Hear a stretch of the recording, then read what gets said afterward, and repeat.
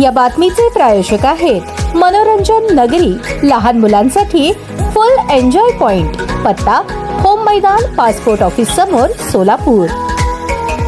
Mobile चोरल्याच्या कारणावरून चंद्रकांत इरप्पा वाघमारे याचा मारहाण करून खून केल्याप्रकरणी अटकेत असलेला आरोपी अजित महादेव माने राहणार घेरडी, तालुका सांगोला याच्या जामीन अर्जाची सुनावणी मुंबई उच्च न्यायालयाचे न्यायमूर्ती अश्विन भोबे यांच्यासमोर होऊन न्यायालयाने आरोपीची जामिनावर मुक्तता केली. 28 डिसेंबर 2024 रोजी आरोपी अजित माने याचा मोबाईल मयत चंद्रकांत वाघमारे हा चोरत असताना आरोपीने त्यास पकडून मारहाण केल्याने त्याचा हॉस्पिटलमध्ये मृत्यू झाला असे सरकार पक्षाचे म्हणणे होते. सत्र न्यायालयाने आरोपीचा जामीन अर्ज फेटाळल्यानंतर आरोपीने मुंबई उच्च न्यायालयात ॲडव्होकेट जयदीप माने यांच्या मार्फत जामीन अर्ज दाखल केला होता. सदर जामीन अर्जाच्या सुनावणी वेळेस आरोपीचे वकील ॲडव्होकेट जयदीप माने यांनी आपल्या युक्तिवादात न्यायालयाच्या निदर्शनास आणून दिले की मैताने मोबाईल चोरताना रंगेहात पकडल्याने झालेल्या घटनेत मैतास जखमा झाल्या आहे. प्रत्येक नागरिकास स्वतःच्या मालमत्तेचे चोरीपासून रक्षण करण्याचा पूर्ण अधिकार आहे आणि ते रक्षण करताना झालेल्या कृत्यास गुन्हा म्हणता येणार नाही. या प्रकरणी आरोपीतर्फे ॲडव्होकेट जयदीप माने यांनी तर सरकार पक्षातर्फे ॲडव्होकेट अनामिका मल्होत्रा यांनी काम पाहिले.